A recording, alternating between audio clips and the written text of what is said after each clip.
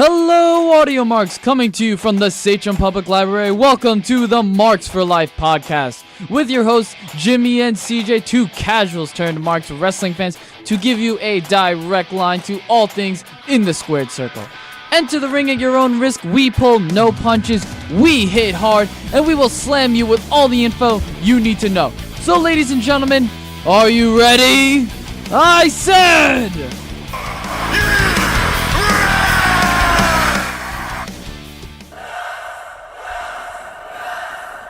Yeah, buddy. Hello, everyone, and welcome to the first ever official Marks for Life podcast. I am one of your hosts, CJ. And I am Jimmy.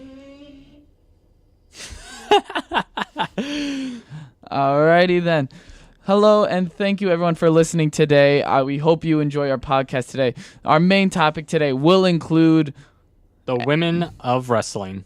According to my partner, also known as WOW, and I believe that is actually the best description of how we can describe women's wrestling since it's undergone its revamped makeover, evolution. There we go. Don't say makeover. Well, too feminine. Objectifying. Don't boo me. And those are our drops of our show. Quick housekeeping things that we're going to be doing right now. We are on Patreon and we are on SoundCloud for those of you who are listening. So if you are on SoundCloud, please rate and subscribe and give comments. We do need that feedback. For those of you who are on Patreon, same exact rules apply. And when you're on Patreon, please donate $1. That's all we can do for right now. We'll be adding more donation features as the weeks, the months, and hopefully the years go on with this podcast.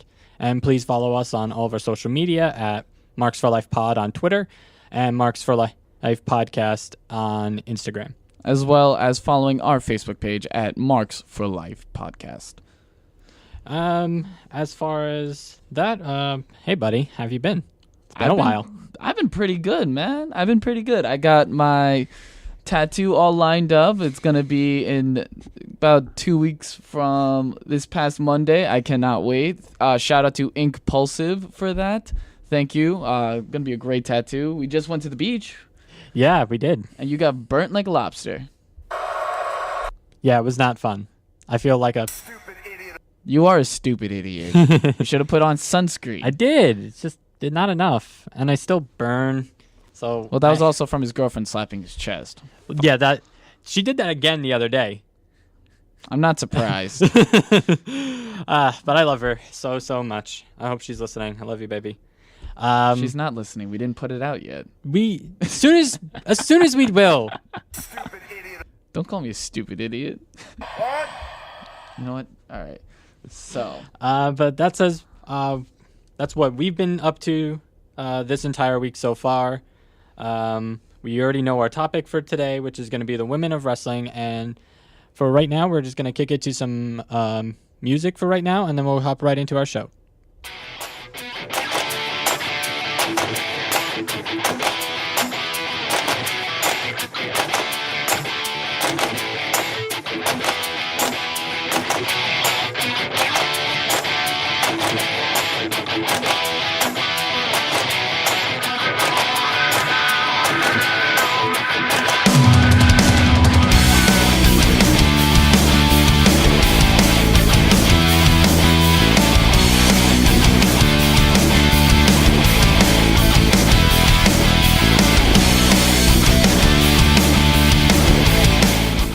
All right, and we're back.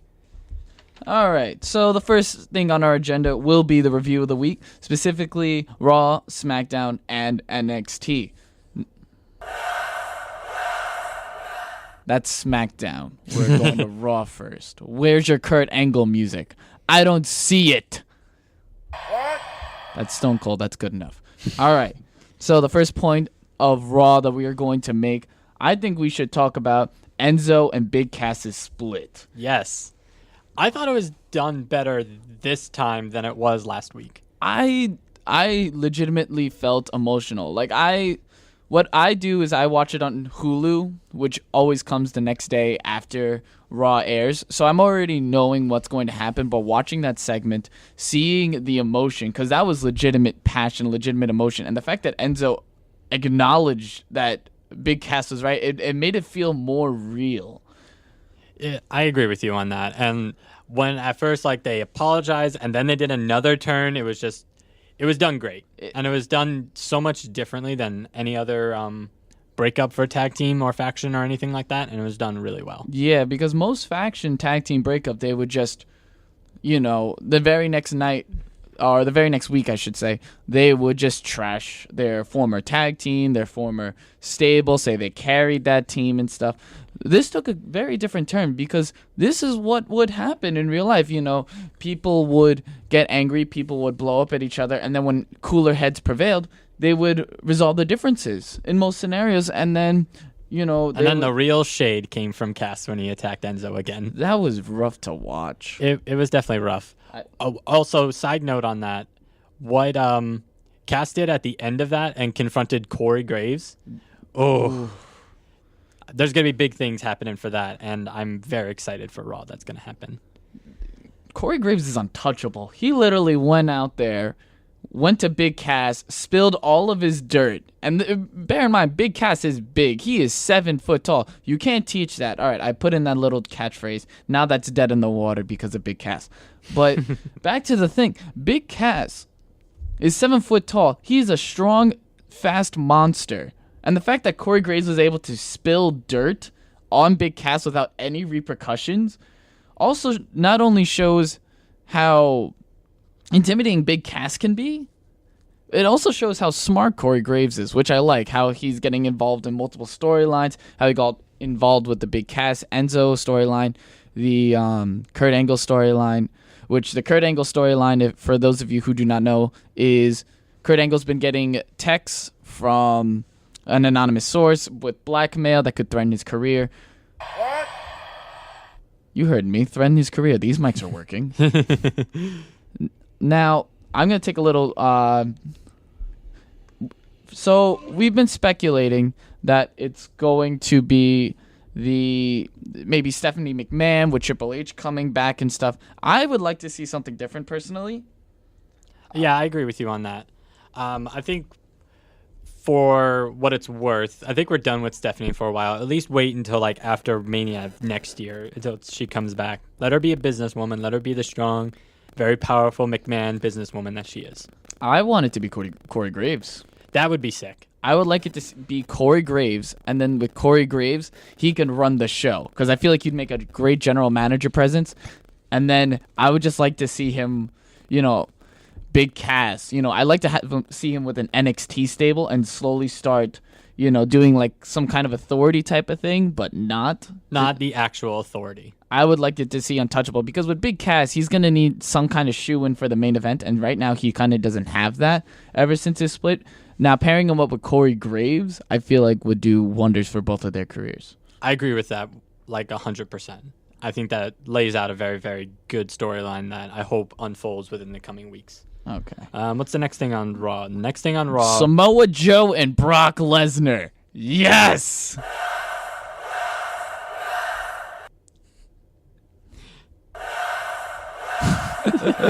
Wait. Hold on.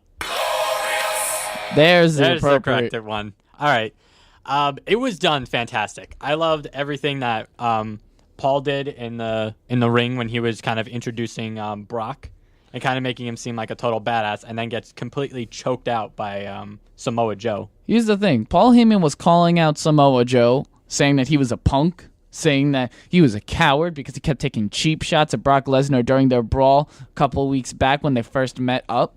And then as Brock Lesnar came out, do his whole, I'm a beast, grrr, Samoa Joe just comes out, chokes him out, and goes, roar. Samoa Joe was just full on, legitimate, I am going to choke, kill you, take your title. You know how scary that is to see Brock Lesnar get choked out? Yeah, and it looked legitimate. He got that red face thing that he always gets, when he gets really heated up, and Like he gets into physical altercations. So it made it seem really real. Last time I saw him get choked out that badly was against The Undertaker at SummerSlam 2015? Yeah, 2015. Yes. That was the last time I saw him get choked out that badly, Hell's Gate. But this one, I feel like Samoa Joe has a legitimate chance. Freaking Brock Lesnar smashed him into the LED board on the entrance ramp. Like 2 or 3 times. And Samoa Joe still had it clamped on. I haven't seen Joe this much of a monster since probably early TNA. Oh, good. It's good Samoa Joe stuff. It was fantastic. And then afterwards, one of like the what would you say, interviewers or reporters for WWE confronted Paul. Mm-hmm. And Paul Heyman was dead set on this is going to be one of the matches of the night for Great Balls of Fire. It's going to be the match of the night. And I don't think anything's going to top it. Well, we don't know yet about the other match with Roman Reigns and Braun Strowman. I don't think Braun Strowman Roman Reigns is going to top this type of marquee We'll match. see because they've been good.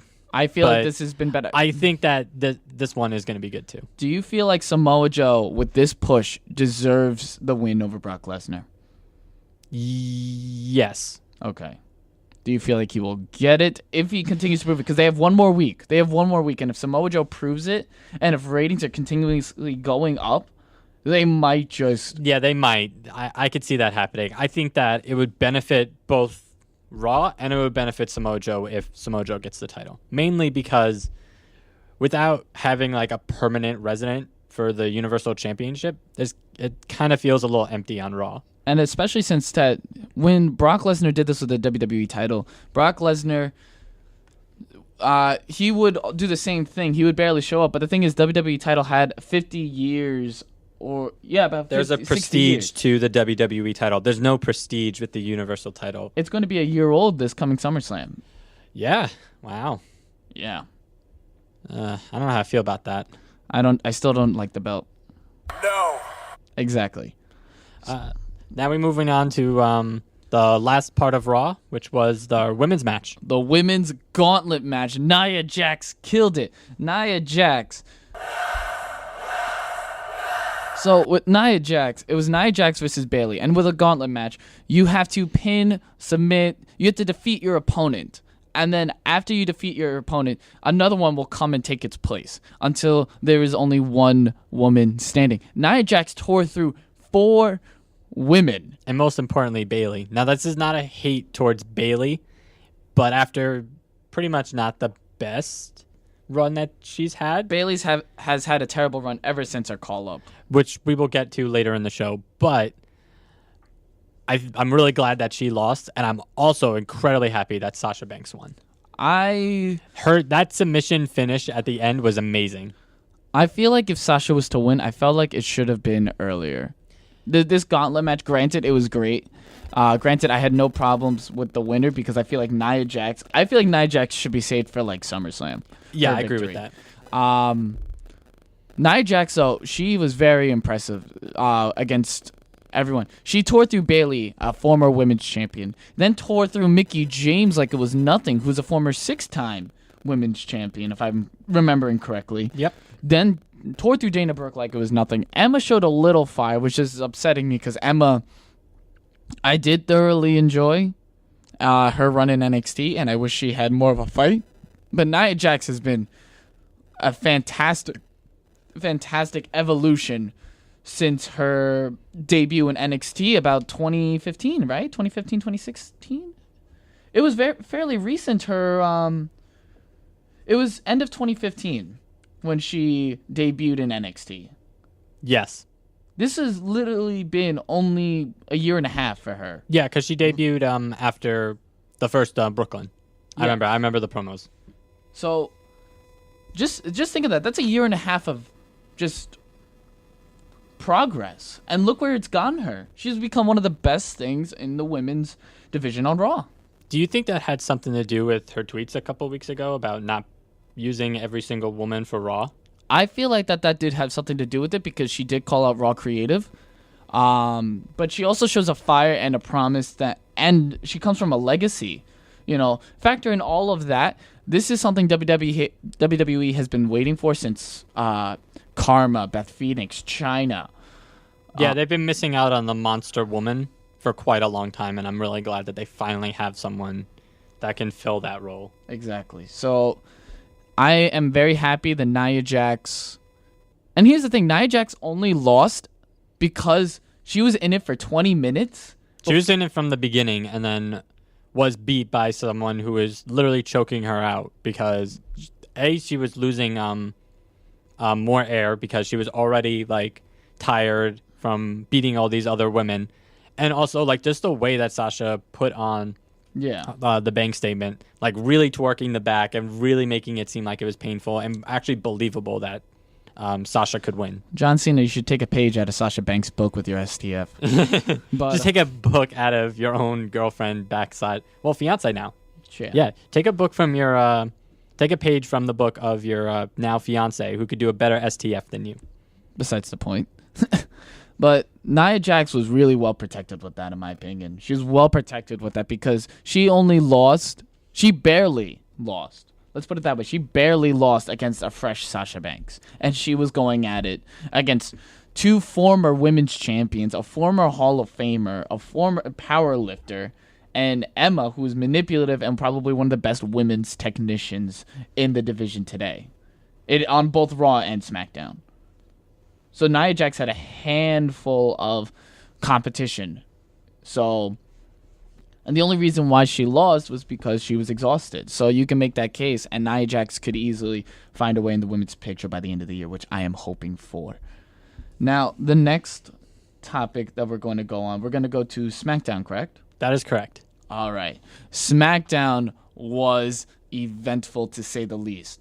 Now, we have a couple of points that we want to talk about. The first thing I want to talk about is Breezango was interviewing the Ascension as to why they attacked him. And the Ascension probably put out the most valid argument I ever heard. They said, we haven't been on TV in months. We were at Money in the Bank, and we wanted a match on the card.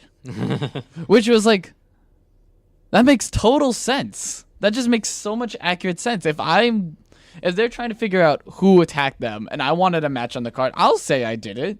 Gets you exposure. But now that begs the bigger question. Who's been attacking Breezango? I don't know. That's going to be an interesting question. Because it's not the Colognes. It's not the Ascension. Maybe a new tag team? Maybe American Alpha. Maybe. American Alpha heel turn, perhaps. Or... What? Now, if American Alpha turns heel, and that would mean that New Day and Breezango have to stay face. Because you would have 4 heel teams. The Colognes, you would have Ascension, Usos, and possibly American Alpha if they are the ones behind this. Now, and then saying the New Day breaks up. They break up, you only are left with one face team, which is Breezango. Unless, of course, you bring up some face tag team. You take one from Raw. You're going to need more face tag teams to balance it out. That's true. So they might have to put off on the New Day breakup. I don't know. Well, we'll see what happens. Definitely an interesting storyline, and definitely something we got to keep an eye out for. Of course, definitely. The next thing I'd like to talk about would be Naomi defeating Lana in record fashion. Just dominating that woman for her women's title. Literally, Lana came out of the gate, and she was smart with it. I feel like that this would be a great element to her character, is just being an opportunistic woman. Attacking people from behind to gain the advantage. Because she knows she's not the most experienced wrestler. But at the same time, if I'm getting hit in the back, I'm already going to be at a disadvantage. So it plays up Lana's intelligence. And that's what she did. She attacked Naomi from behind as she was giving her title to the referee. And then went to spinebuster her finisher. And then Naomi kicks out, kicks her in the head, and then does a split-legged moonsault for the 3 count. That shows not only Naomi is a dominant champion, but it shows Lana is inexperienced, yet advantageous. What do you think of that? I think it definitely played into Lana's strong favor this week than it did at Money in the Bank. So I'm very excited about what she's going to bring to the table for the women's division. But then another question is she going to get any victories?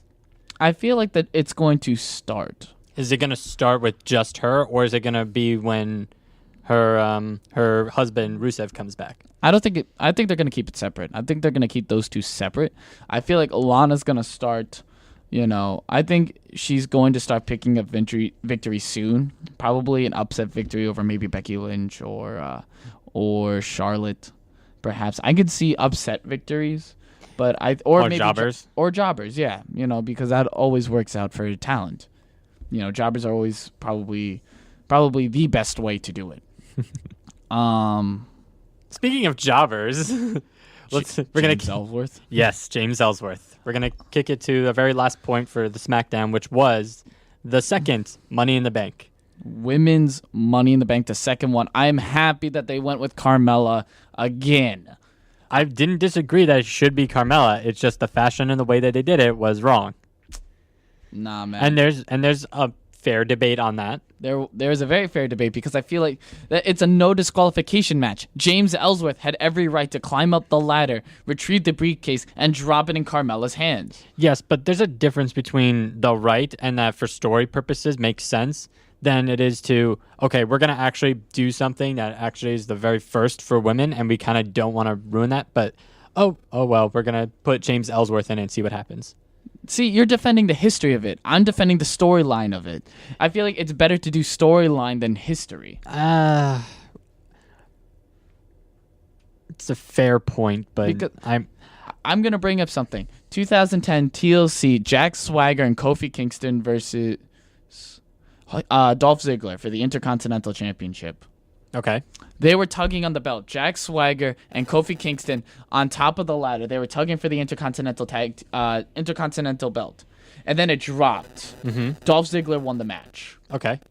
He did not climb up the ladder to retrieve it, but he won the match. Yes, but there's a difference between... He gained possession. There's a difference between that and what happened with the Money in the Bank. There's an absolute difference. Why? Because it's supposed to be historic? Exactly. Oh, because it's nothing. Back in 2010, the Intercontinental Championship, in my opinion, was nothing.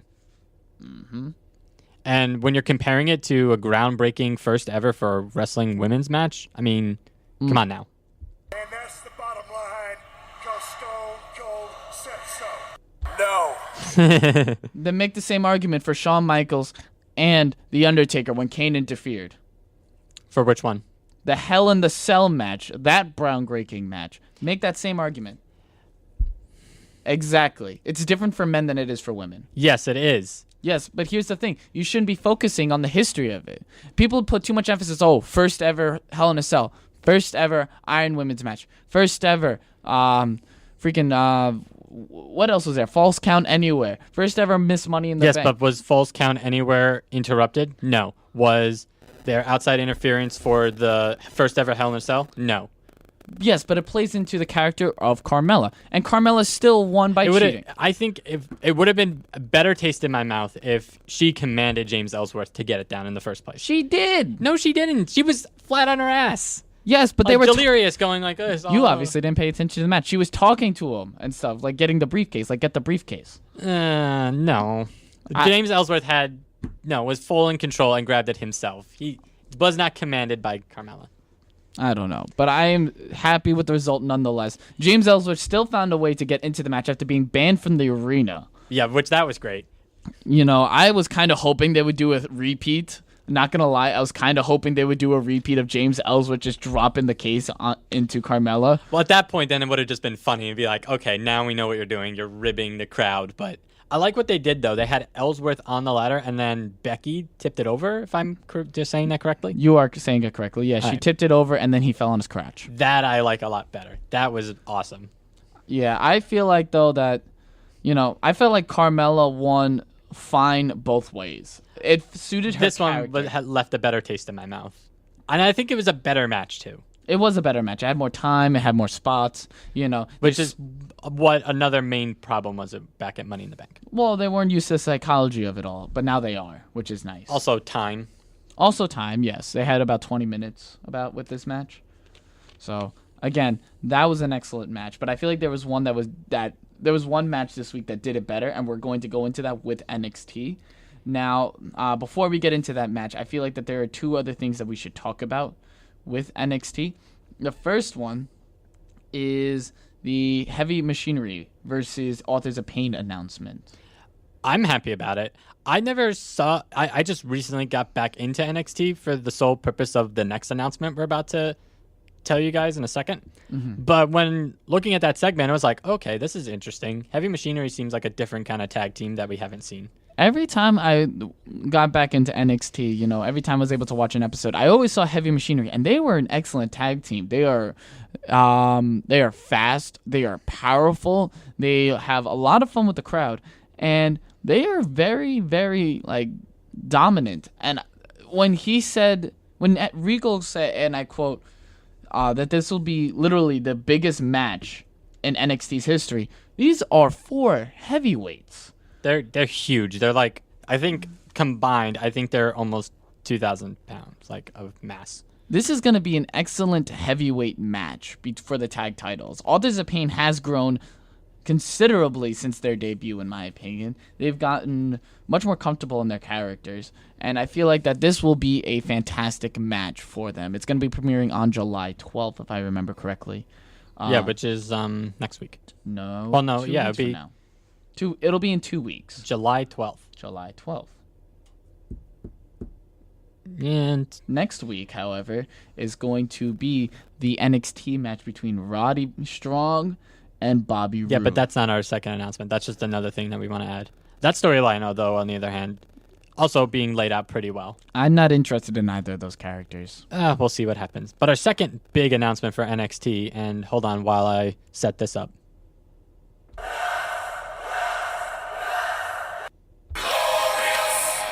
Is the return of Mauro Ranallo. Oh my God, thank the Lord he's still with WWE. Jesus. I think everyone in every corner and crevice of wrestling ever was extremely happy that this news came out. This was probably one of the biggest happy moments of the week. I was going to say acquisitions for NXT. NXT has been getting pretty much destroyed by drafts, superstar shakeups, call-ups, and stuff. They actually got something big in return, and Mauro Ranallo is a huge upgrade from Tom Phillips. Well, yes, but let's not downgrade on Tom Phillips. Tom Phillips is, in my opinion, a pretty good announcer, and I think he has a bright future ahead on SmackDown. Mauro's better, though. Mauro is a million times better, but that's not... I feel like, though, Mauro is going to bring something to NXT that it has been lacking. Because I feel like also since Corey Graves left, too, it's been needing something. It's been needing that passion, and I feel like Nigel McGuinness and Mauro Ranallo can really play off each other well. Totally leaving out the third man, Percy Watson. Percy Watson's starting to get more comfortable. I will not deny that, but I don't feel like he's up to the level of Nigel McGuinness and Mauro Ranallo as of yet. He's still trying to find his footing. Well, the pairing of Nigel and Mauro was fantastic. Definitely. They're doing very well for each other. Mauro's taking command of the lead announce team, which is necessary because... And that's what should have happened with SmackDown. Because he really wasn't in charge. He was kind of fighting it with JBL. Yeah, and that's what led to them splitting. Possibly. Rumors. There's rumors of that, and we do feel strongly that JBL did have a contribution to that. But the thing is that I'm making with Nigel McGuinness would actually do the lead. He would do the lead commentary as well as the color commentary. You wouldn't really hear Tom Phillips much. Mauro Ranallo can take that back, and they can have a good back and forth with that, which is what I feel like was also missing from NXT, is actually having a distinguished color commentator and play-by-play. And with that, we're going to lead into the very last section of our NXT review, which is the women's match. Freaking awesome. Asuka versus... Nikki Cross. Yes, Asuka versus Nikki Cross, last woman standing. That preview before the match earlier in the show, where she's just attacking the limo of Asuka's car, telling her to get out, that is amazing. That is some real, It was some crazy stuff. Yes. And she played into that whole crazy role very, very well. And I've been even before the match, when they interrupted the men's match with Cassius Ohno. Well, it was the Oni Lorcan. Well, that match was already ended, but it was a segment between Cassius Ohno and Itami. Which, that was also crazy, but we don't have time to talk about that. I feel like, though, because I've been waiting for this match forever. A singles match between Nikki Cross and Asuka. I've been waiting for this match since San Antonio. Like, I was so excited for this match. I feel like Nikki Cross should be the one to dethrone Asuka, not Ember Moon. Yeah, I think for right now, yeah, I agree with that. Because I think that the women would also benefit from the main roster if Asuka goes up. Asuka's going to go up no matter what, and that's going to be a huge benefit. But I feel like Nikki Cross should be the one to take that Yeah, but mantle. I mean, like, someone to carry that mantle of, like, the champion of the women's division in NXT. Now, do you feel like it should be Ember Moon, or do you feel like it should be Nikki Cross? Well, I feel like a face should beat Asuka, but this whole tweener kind of thing that she has going with... It's working very well. Yeah, it is working very well. So I'm not going to be too upset. I hope they have a final match. I hope they have it I feel like they deserve it at Brooklyn, because people have been so excited. This is like a match of the year candidate. That's how good this match was, because it just played their personality so well. Nikki Cross being the unhinged, crazy, hardcore woman, which I feel like Dean Ambrose should take a page out of Nikki Cross's book. He wants to call himself the lunatic fringe. He's no lunatic, not compared to Nikki Cross. And then you have Asuka, who's literally striking out every single kick, knocking everyone out of the ballpark, being an absolutely dominant champion, the likes we haven't seen ever. I don't even think Goldberg can touch this. Yeah, Goldberg can't touch this, unfortunately. Exactly. She's been the longest reigning, not only women's champion in NXT, she's been the longest reigning champion of current WWE. Yeah. Well, Yeah. including CM Punk's? No, I'm saying that. Well, probably she's close to beating CM Punk's reign, but like right now, currently, like out of all the champions that are currently in WWE right now, Authors of Pain, Bobby Roode, you have the Usos, you have Cesaro and Sheamus, Brock Lesnar, Jinder Mahal, Kevin Owens, The Miz, Naomi, Alexa Bliss. They haven't been as champion as long as Asuka has. Asuka's been champion since March 2016? Yeah, I believe that's correct. That's a long time. Sorry, I'm just looking for the record right now for Asuka and comparing it to CM Punk was 474 days. New Day was 483 days. Asuka might be closing in on that. She's already been champion for about 400 days. 400, 420 days, something like that. But I personally feel like they deserve one last match, and I feel like Nikki Cross should be the one to take out Asuka. I feel like she deserves it. Her promo work, her commitment to her character, her in-ring work, I feel like all of that makes her a much more deserving champion than Ember Moon. Yeah, I agree with your statement. I'm just thinking about the record for a second. And Asuka hasn't been a champion for a year yet. Yes, she has. No, she hasn't. Yes, she has. She was champion from WrestleMania. No, she has. No, she's beat Goldberg's undefeated streak, not his title reign, because Goldberg didn't really have a long title reign. But he had a very long undefeated streak that was skewed. That's what I'm talking about. Yes, I'm talking about actual championship reign, and I think CM Punk still holds the longest record for. Nope. New Day, 483. Well, they hold the record for tag team. I mean, for single competition, it's still CM Punk. No, what I'm saying is that Asuka, out of all the current title holders right now, she's had the longest reign. Out of all the current title holders in WWE. You know what I mean? Yeah, I say what you're saying, but That's what I'm saying. I'm not saying that she has the longest reign in history in the past 25 years. You know, I'm just saying that she has, Well, no, if you're comparing it to Punk's. I'm not comparing it to Punk's. I'm putting this fact on that, but if you are comparing it to Punk's, Punk still has more. It's just she has a better undefeated streak, which is what everyone's talking about. Asuka's been champion for 450 days. 450 plus days. If she continues with this, if she's champion throughout to Brooklyn, which she probably will, she could beat CM Punk's record at that point. So yeah, that I'll agree with.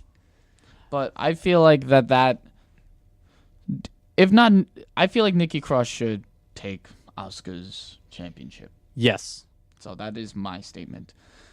Alrighty then. So we're going to take another quick break, and then we'll get right into our main topic, which is women of wrestling.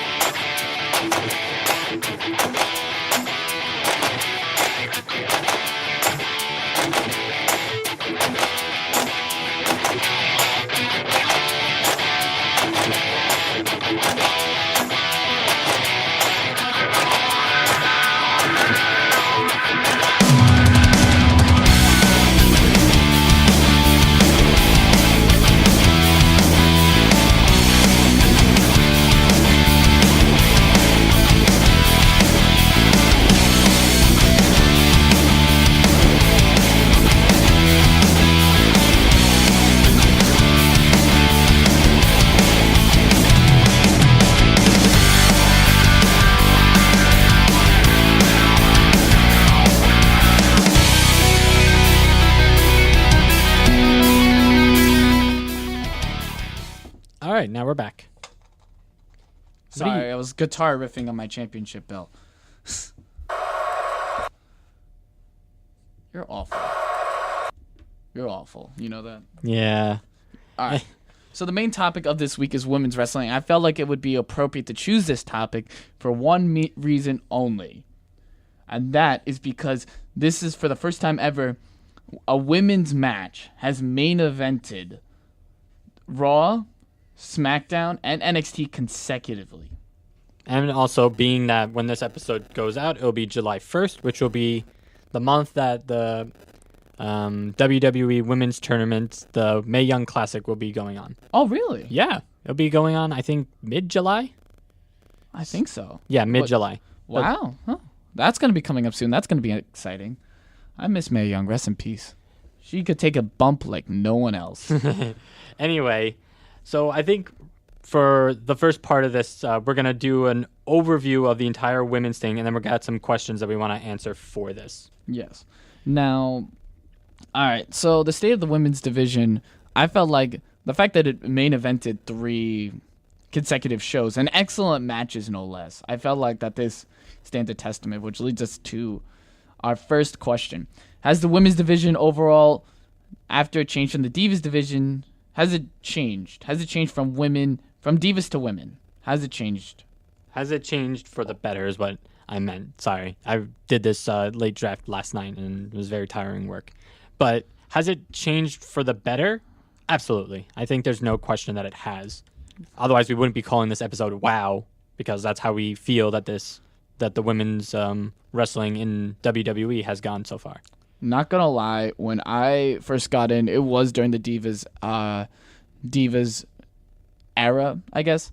And my favorite wrestlers actually was Kelly and Eve Torres. I'm going on record with that. I kind of didn't like Beth Phoenix. I kind of didn't appreciate, What about Melina? Melina was kind of gone by the time Well, she came back for a little bit. Yeah, but she was gone by 2010. I started in 2009. Yeah, but she came back in 2011, 2012. Yeah, she did. No, she didn't. Yes, she did. No, she didn't. She did not make a return after 2010. 2010, she won the women's championship match. No, she won the Divas title, had a unification match at SummerSlam against Michelle McCool. And I enjoyed Michelle McCool and Layla. I loved them. Layla was my favorite. But after that, she left the WWE. Or she just did not show up on programming. Yeah, I think it was she did not show up on programming. Yeah, but I don't think she ever made a return after she left. But but this women's revolution has really made me start to appreciate women's wrestlers, like actually talented, like Beth Phoenix. I miss AJ Lee now so much. Like AJ Lee was a breath of fresh air. Like I enjoyed her so much. I enjoyed Paige. Women's wrestling has really made me appreciate them and love them so much more than the men at times. Like there aren't many men's wrestlers I could say that I enjoy compared to the women's wrestlers. I love Alexa Bliss. I love Asuka, Nikki Cross. I love Becky Lynch. I love Carmella. I love Nia Jax. And notice how I'm only saying one of the Four Horsewomen too, because it's not even centered around the Four Horsewomen anymore too. You have so many talent right now. No, it definitely started with the Four Horsewomen, and then as time progressed, it broke off. I'm going to say it started with Paige and Emma. Yes.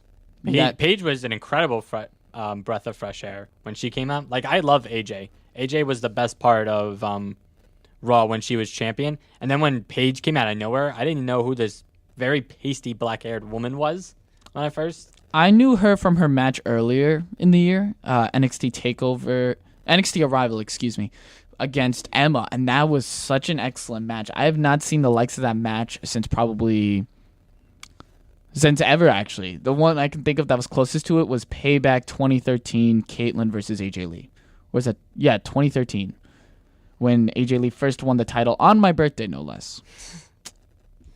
AJ Lee. Aren't you a proud person? I am proud. All right. Now, the following question. Now, we know the women's division got better with the Divas after the Divas division died out. Do you feel like that it got hindered by the brand split? Yes and no. I think in the beginning, Raw hindered quite a lot, and that's not like any one specific wrestler's fault when it came to the Raw division. It was Raw creative. Basically Raw creative. It wasn't so much the wrestlers. There was a whole flip-flop of... Do you mind?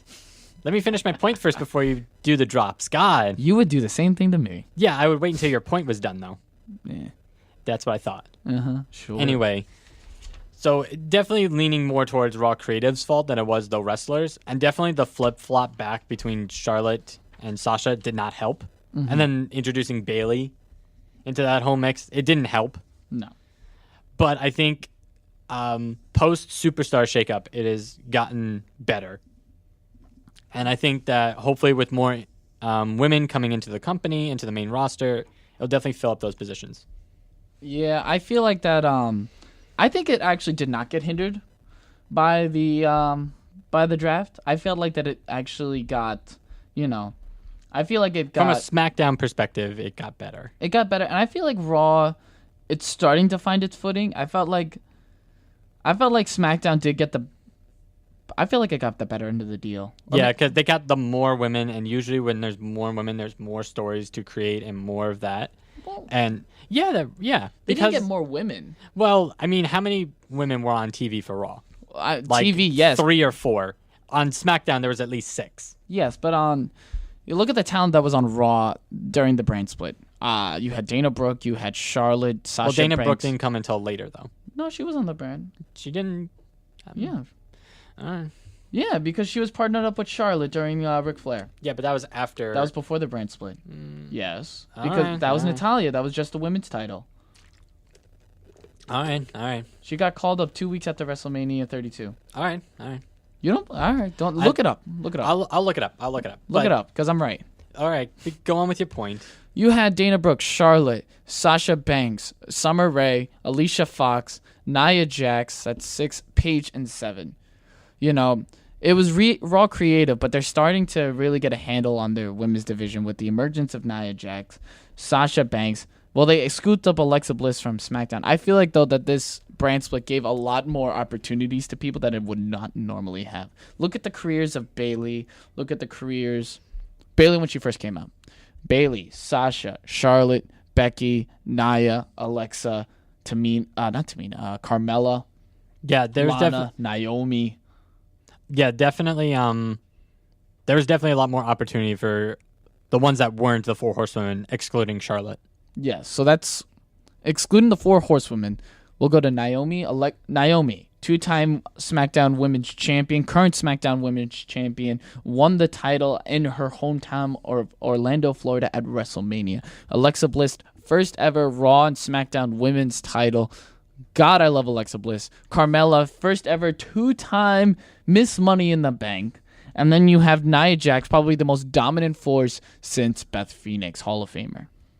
Yeah, that sounds... Yeah, and out of those are probably the 4 that get the better end of the stick in comparison to... Well, no, you're not missing as far as the comparisons go, but we'll go on to more of the women's in a second. But as far as those 4 go, and you're comparing it to like the Four Horsewomen who were expected to do great things, I would say 1 or 2 or 3 of them did really the best out of it. Yeah. But like, here's another point with the question. It's like, did the women's division get hindered by the brand split? You got to also factor that into NXT. Did they get hindered, or I believe that they got new stars now that emerged from it? Nikki Cross, Ruby Riott, Yeah, Asuka. but that took a while, though. It took a while, and they had to keep Bayley down there for a while before she had to come up. Well, Bayley was the women's champion at the time. Well, yeah, but but you have a lot of emerging stars from there. And, Bayley helped Alexa Bliss get up there, Carmella get up there. Even Marie, when she was with the company at the time, Nia Jax, she helped them grow. And 3 out of those 4 names are legitimate stars right now. So having Bayley down there was necessary, I feel like. It was necessary. Yeah, like looking at a long-term perspective of it, it was more necessary to have her down there. Yeah. All right, so that's going to move on to our third question, I believe, which is, which women's wrestler benefited the most? It's the draft, the brand split, superstar shakeup, and call-ups, and why? I feel like Alexa Bliss has benefited the most since the superstar shakeup, since the draft. I felt like in that time she became the first ever Raw SmackDown Women's Champion. She was a 2-time SmackDown Women's Champion. She was a lead heel. Her character infused with her in-ring work made for very entertaining matches. Her promos are off the chart. Except for one. Well, here's the This Is Your Life segment with Bayley was, I believe... It was dead in the water. It was dead in the water, but she ran with it the best she could. And her part in it was still very good. All right. I feel like Alexa Bliss has benefited the most since the draft superstar shakeup. She became a star, and I feel like followed by her would be Carmella. Because she had an excellent feud with Nikki Bella. She had entertaining alliance with James Ellsworth. Still do. And now she became the first ever 2-time Miss Money in the Bank. Yeah, I agree with that. I think as it kind of progressively goes on, I think Nia will have a very good career ahead of herself. I think she'll be another women's champion, hopefully in the coming months. Mm-hmm. And hopefully we'll get to see a split between the friendship between Sasha and Bayley. That would be very good. I think that would benefit the women's for Raw. I can understand that. I can respect that, yeah. And as soon as Lana gets more experience in the ring, hopefully she becomes really good. Lana should be a force soon, too. And if they ever try to re-explore her marriage with Rusev, which they might do down the road if their singles careers do not pan out. I don't want it to be with Dolph. That was the worst. I don't think it'll be with Dolph. God, I hope. Listen, I don't know what's going to happen. I feel like every single time a wrestling podcast comes out, WWE people are just listening in and trying to pick and nitpick out of what fans would like and what fans wouldn't like and what podcasters like and don't like. I'm saying this right now. For the love of God, if you are working with WWE in some way, capacity, and form, do not put Dolph Ziggler back into Lana and Rusev's lives. It did not help. I think they realized that. But I think that I do agree that Lana, Nia, Sasha, Bayley would benefit, but I feel like out of all those, I feel like Nia Jax is the one that has benefited the most. The one that out of the 4 you said. Out of the 4, yeah, that I said, Nia Jax definitely is going to be benefiting the most in the coming months, I think. Now, who do you think has not benefited since the draft superstar shakeup? Bayley. Hands down, Bayley. I'm sorry. I like Bayley a lot. I liked her back in NXT way more, but ever since she got called up, she's just been blah. She hasn't been the babyface many people predicted. The next babyface a la John Cena for marketing for children.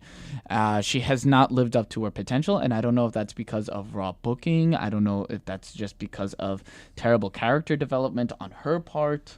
What do you think? Definitely a mix. It's definitely got to be a mix, because back in NXT, she had pretty decent character development. And a lot of it had to do with being a part of the NXT crowd and that whole family aspect of it, because that does help with characters. Mm-hmm. Like, because you could look at someone who flopped that came up from NXT, like Tyler Breeze at first. Yes. Who had a huge backing back in NXT. Flopped when he came up, and now is getting more momentum as part of the Breezango. Okay. I can agree. I feel like Bayley has underperformed. I feel like that her character development is underperformed. I feel like it's very difficult to root for Bayley, and you could see that with Extreme Rules. Where was Extreme Rules this past year? Do you know? Was it in her hometown? I'll look it up. Or was that Payback? Because I cannot remember for the life of me, and I feel like Because the fact that everyone booed against Bayley during the Extreme Rules kendo stick on a pole match against Alexa Bliss while Alexa Bliss was cheered shows how far her character has gone since she came to the main roster last August. Because if it's in San Jose, California, that's really bad. Because I do know there's a pay-per-view during that time. Yeah, it's just loading at the moment, so just give me 1 second. And it was in Baltimore, Maryland. Oh, okay. But yeah, she got booed badly during that. I don't know. I think I will agree that she's not benefited since the draft superstar shakeup. But a question that I want to pose to you, in NXT specifically, who do you feel like has benefited the most since the recent call-ups last July? Who do you feel like has benefited most besides Asuka? Because Asuka was there during that time period. Who do you feel like has benefited the most since the call-ups?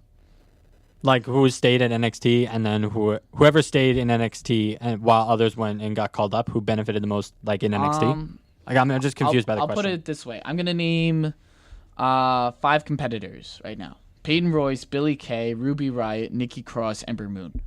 Who do you feel like has benefited the most out of those 5? Nikki Cross. You feel like Nikki Cross? Why yes. is that?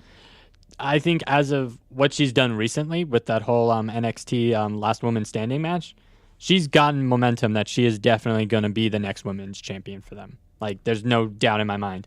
Don't get me wrong. I like Ruby. I really like Ember. Billie Kay and Peyton Royce are good for what they do, but they're not there yet. Mm-hmm. Like, Ember's literally touching the brass ring, like right there. Yeah. Nikki Cross has got it in her hands. I agree with that. I feel like Nikki Cross is the next women's champion. I feel like she deserves it. Her character work, her promo work, her commitment to her character is excellent. People would like to say Killian Dane is the breakout star of Sanity. I feel like Nikki Cross is followed by Killian Dane. I feel like they're the two that are going to benefit the most from this. I agree from that. However, I do not want to knock the work of Peyton Royce because she's progressing very well in the ring. Peyton Royce or Billie Kay? It's hard to. Okay, go on. She's doing very well. She's the Venus flytrap. Yes, that's correct. Okay, just making sure you know. No, I know. I wanted to make sure you knew. Oh, I know. I thought you were talking about Billie Kay at first. Oh no. Peyton Royce I just wanted to make sure. She's been doing very well for herself since the brain split. She's been doing very well, keeping up with everybody and stuff, and she's been progressing her promo work, playing the Mean Girls very well. So I feel like she's been doing very well for that. All right, so not another question, but just something to keep in mind. Will the women's tournament play a fact into NXT Raw and SmackDown Women's Division? Yes. Okay, and what capacity to that?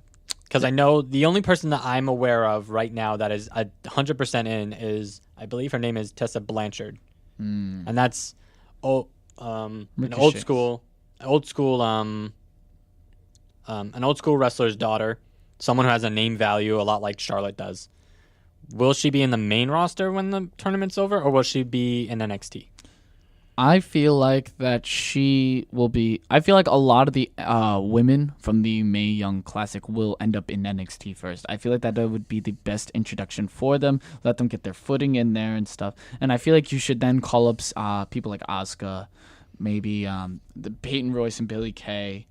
I feel like you should call them up to the main roster then right afterwards too. Because I feel like Billie Kay and Peyton Royce would benefit more in front of a casual audience than a hardcore audience. Their characters are best suited for that. I feel like people would be more receptive to them, like Elias Sampson. Elias Sampson was not doing well in NXT, but he's thriving on the main roster because he appeals more to the casual fan base. So I feel like you should really stock up in NXT and stuff and start building characters there, or have your own women's show.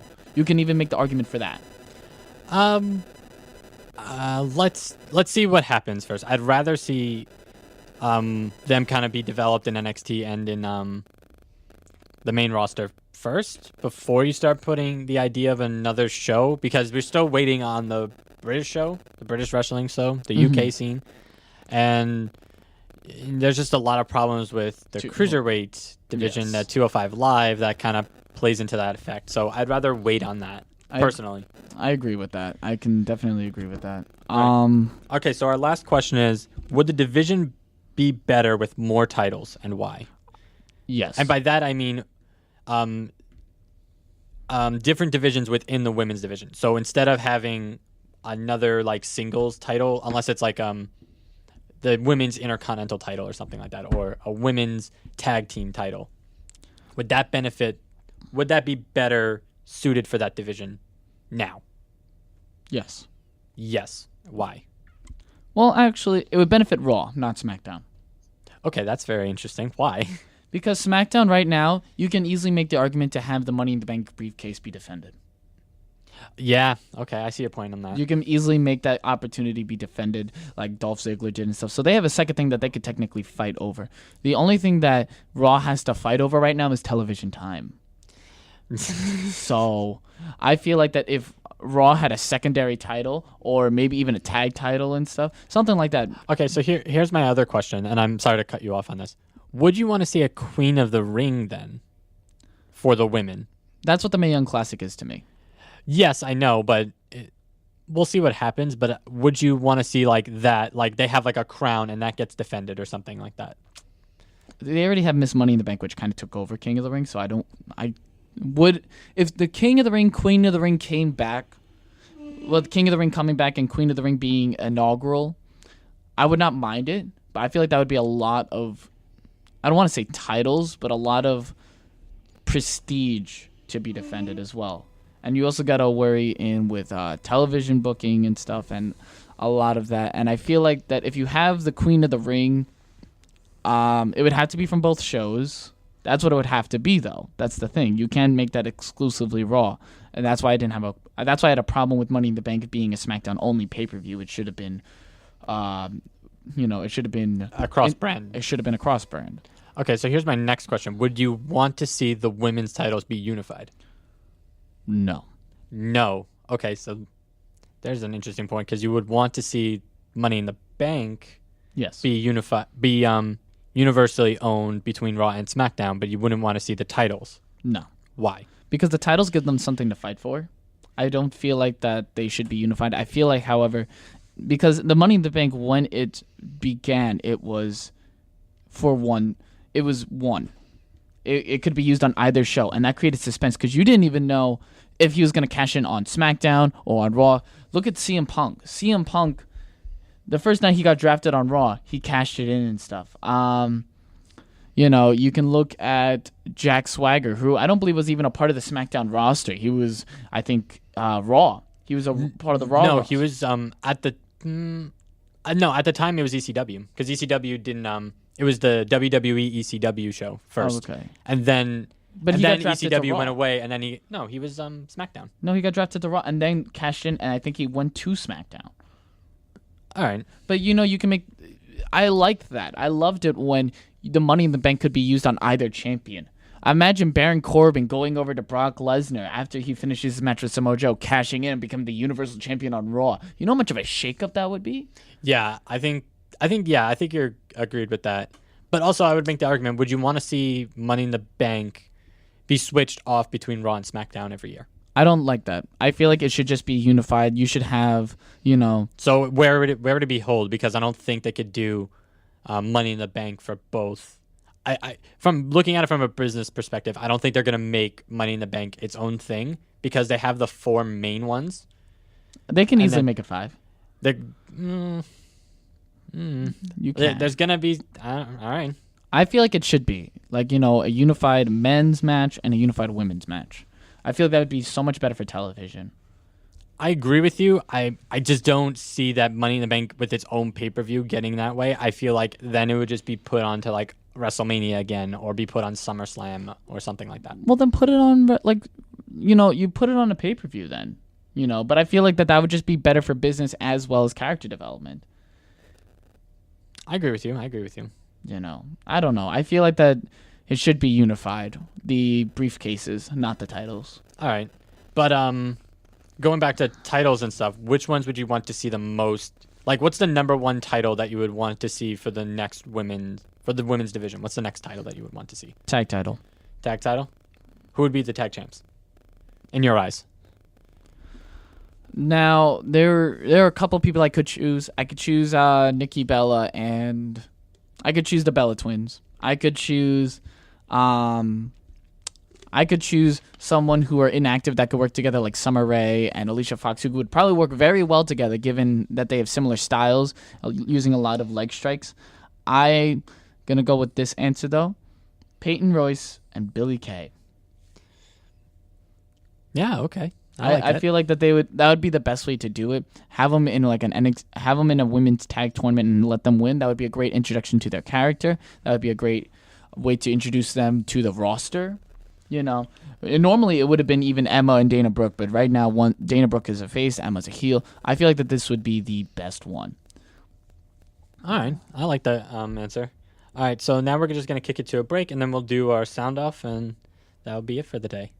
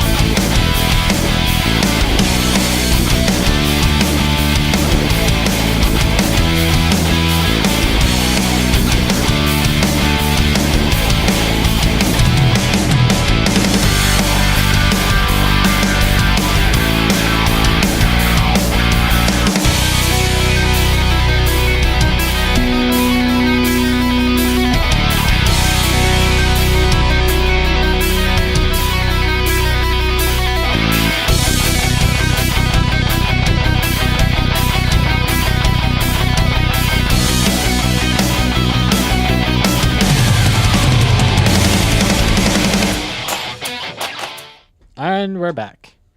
All right, so a couple of last minute housekeeping. What are you doing? I'm doing the jingle on my WWE World Heavyweight Championship belt. You're such a dork. Anyway. Stupid idiot. All right. Oh, come Okay, on. a couple of Hulk Hogan, fact-checking man. stuff before we close up the show. I believe you had one.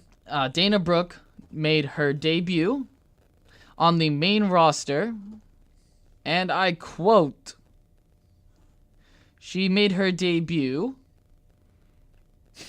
main roster May 9th, 2016. All right, so yeah. That is okay, so that was before both brand split.